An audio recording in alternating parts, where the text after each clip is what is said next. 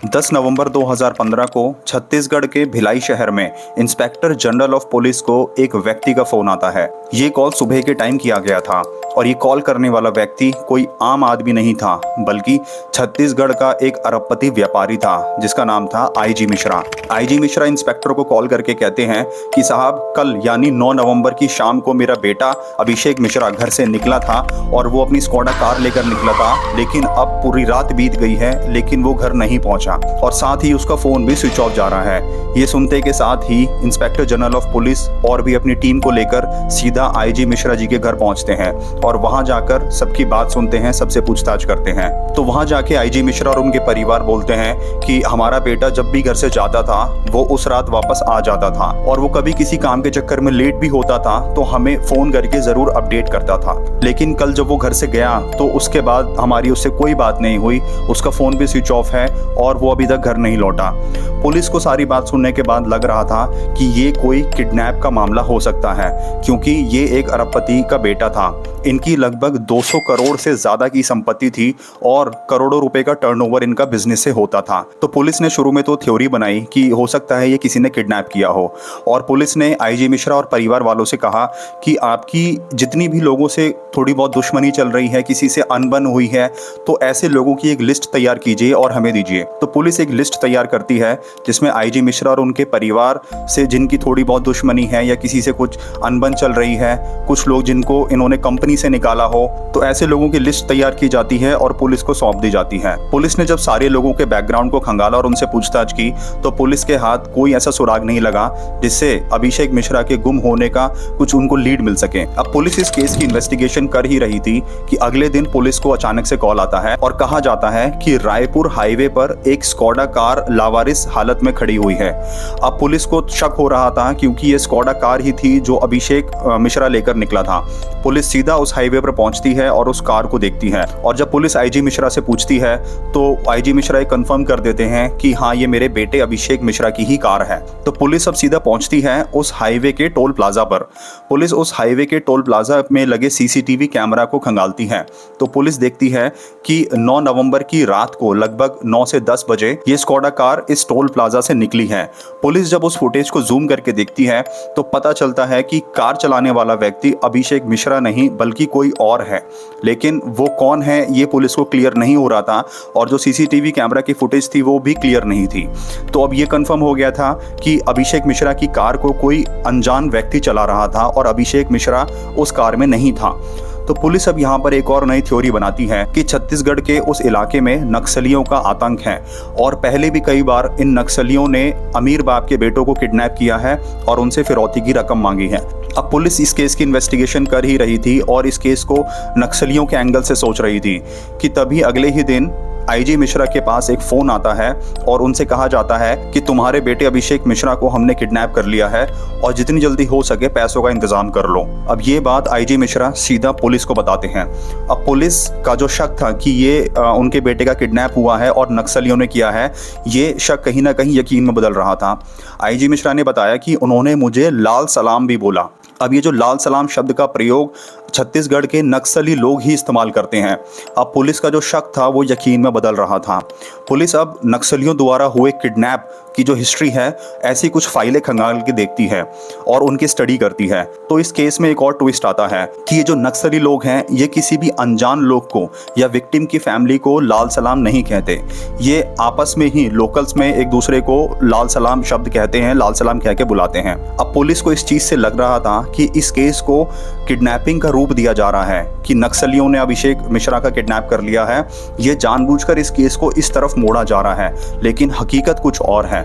अब ये केस क्योंकि एक हाई प्रोफाइल फैमिली का केस था, तो उस टाइम जो होम मिनिस्टर थे श्री राजनाथ सिंह, उन्होंने छत्तीसगढ़ के जो सीनियर्स हैं, जो अफसर हैं, उनको कॉल करके बोला कि इस केस को जल्दी से जल्दी सॉल्व करो। तो अब इस केस को सॉल्व करने में लगभग 500 से ज़्यादा पुलिस वाले जुट जाते हैं, 2000 से ज़्यादा फ़ोन नंबर्स खंगाले जाते हैं, 2000 से ज़्यादा लोगों का बैकग्राउंड चेक किया जाता है, लेकिन पुलिस के हाथ कुछ भी नहीं लगता। अभिषेक मिश्रा को किडनैप हुए, गायब हुए 1 महीना हो गया था, लेकिन पुलिस के हाथ कोई भी लीड नहीं लगी थी। पुलिस ने सोचा एक बार फिर अभिषेक मिश्रा की लोकेशन को ट्रैक किया जाए। पुलिस जब अभिषेक मिश्रा की 9 नवंबर की एक मिनट की लोकेशन को जब स्टडी कर रही थी, उसको ट्रैक कर रही थी, तो पता चलता है कि 9 नवंबर की शाम को लगभग 8 बजे के आसपास अभिषेक की जो लोकेशन है ये स्मृति नगर में दिख रही है। अब पुलिस अभिषेक मिश्रा की जो CDR है वो निकालती है, कॉल डेटा रिकॉर्ड निकालती है, तो पता चलता है कि स्मृति नगर में अभिषेक मिश्रा की एक दोस्त रहती है जिसका नाम है किमसी जैन। और फिर जब पुलिस किमसी जैन का बैकग्राउंड खंगालती है तो पता चलता है कि किमसी जैन एक शादीशुदा है और ये 2013 तक IG मिश्रा के कॉलेज में एज अ पर्सनल सेक्रेटरी और HR के पद पे जॉब कर रही थी।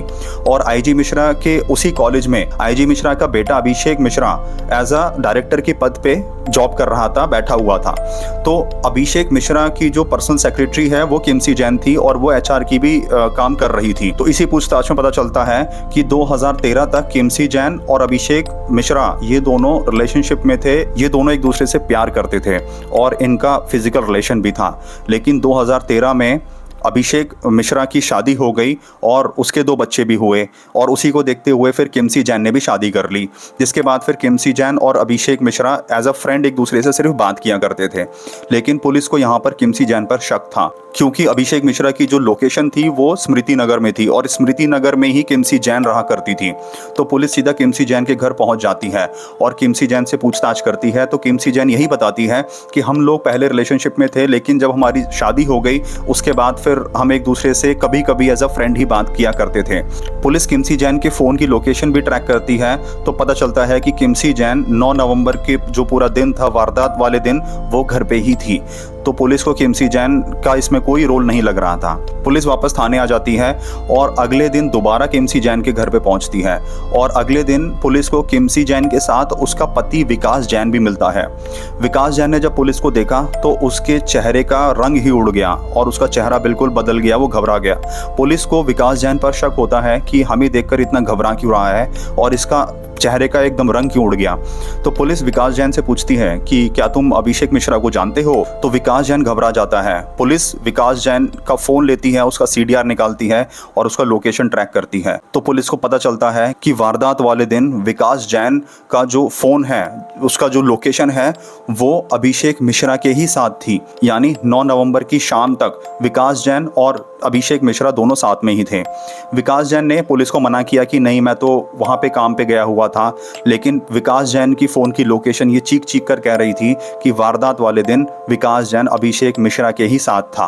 पुलिस इसी शक के आधार पर विकास जैन को उठा लेती है और 3rd डिग्री देने के बाद और सख्ती से पूछताछ करने के बाद तो विकास जैन बताता है कि अभिषेक मिश्रा अब इस दुनिया में नहीं रहा और अभिषेक मिश्रा की हत्या मैंने, मेरी पत्नी ने किमसी जैन ने और मेरे चाचा अजीत सिंह ने की है।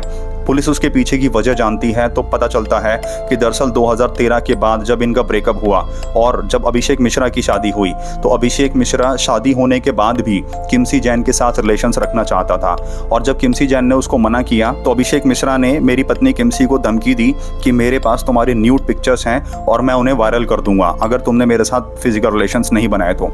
अब किमसी जैन कुछ टाइम तक तो ये चीज़ सहती है, लेकिन जब सर से ऊपर पानी चला जाता है तो किमसी जैन ये पूरी बात अपने पति विकास जैन से शेयर करती है। तो विकास जैन सोचता है कि अभिषेक मिश्रा एक अरबपति बाप का बेटा है और इसको आराम से नहीं समझाया जा सकता, पुलिस भी हमारा साथ नहीं देगी, तो इसको रास्ते से साफ करना होगा, जिसके लिए उसने अपने चाचा अजीत सिंह का भी साथ लिया। तो फिर प्लान के अकॉर्डिंग किमसी जैन अभिषेक मिश्रा को 9 नवंबर के शाम को बोलती है कि मैं घर पे अकेली हूँ, मेरे घर आ जाओ और हम यहाँ पर अपना टाइम स्पेंड करेंगे। अभिषेक मिश्रा शाम को अपनी स्कॉडा कार लेके निकलता है और सीधा स्मृति नगर में किमसी जैन के घर पे पहुंचता है। वहां पर पहले से ही उस घर में विकास जैन और उसका चाचा अजीत सिंह छुपे हुए थे। जैसे ही अभिषेक मिश्रा घर के अंदर घुसता है, विकास जैन और उसका चाचा अभिषेक के ऊपर एक भारी हथियार से हमला करता है और तेजधार हथियार से उसकी हत्या कर देता है। जिसके बाद विकास जैन अभिषेक मिश्रा की डेड बॉडी को अपने घर के ही गार्डन में खोदकर उसको वहीं पर दफना देता है और उसकी मिट्टी के ऊपर सब्जियां लगा देता है जिससे किसी को शक ना हो। और विकास जैन ही जो अभिषेक मिश्रा की कार है, स्कॉडा कार, उसको रायपुर हाईवे पर लेकर जाता है और वहां सुनसान इलाके में उसको छोड़कर वहां से भाग जाता है। अब यहाँ पर विकास जैन ने गलती ये कर दी थी कि वो अपना फोन साथ लेकर गया था। अगर विकास जैन अपना फोन घर पे छोड़ देता तो पुलिस विकास जैन को कभी नहीं पकड़ पाती। पुलिस सीधा विकास जैन के गार्डन एरिया में पहुंचती है और वहां से अभिषेक मिश्रा की डेड बॉडी को निकालती है। उसके बाद फिर डीएनए कराया जाता है, जिसके बाद ये साबित हो जाता है कि ये जो डेड बॉडी है ये अभिषेक मिश्रा की है। पुलिस तीनों को अरेस्ट कर लेती है और इन सारे सबूतों के आधार पर कोर्ट में पेश किया जाता है। लंबी कार्यवाही चलती है और इस कार्यवाही में विकास जैन और उसके चाचा अजीत सिंह को लाइफ इम्प्रिजनमेंट हो जाती है और किमसी जैन को बेल मिल जाती है क्योंकि उसका 1 साल का एक बेटा था और कोर्ट को कोई ऐसा स्ट्रॉन्ग एविडेंस नहीं मिला था जिससे साबित हो सके कि इस पूरे हत्याकांड में किमसी जैन का डायरेक्ट हाथ है। तो किमसी जैन को बेल हो जाती है, लेकिन उसका पति और उसके पति का चाचा ये दोनों आज भी जेल के अंदर बंद हैं। दोस्तों, ये हमारे इंडियन जुडिशरी सिस्टम के कुछ लूप होल्स हैं जो इसमें मेन अपराधी है जिसकी वजह से इस पूरे वारदात को अंजाम दिया गया, वो आज खुलेआम घूम रही है। दोस्तों, आपको क्या लगता है इस पूरी घटना में किसकी गलती है, कौन मेन इसके अंदर अपराधी है? कमेंट बॉक्स में जरूर बताएं। अपना ख्याल रखें, अपनी फैमिली का ख्याल रखें, अपने बच्चों का ख्याल रखें। मिलते हैं अगले केस में एक नई कहानी के साथ। तो ऐसे ही ट्रू क्राइम स्टोरीज देखने के लिए वीडियो लाइक करके चैनल सब्सक्राइब कर दें, बेल आइकन प्रेस कर दें जिससे नेक्स्ट वीडियो आपसे मिस ना हो।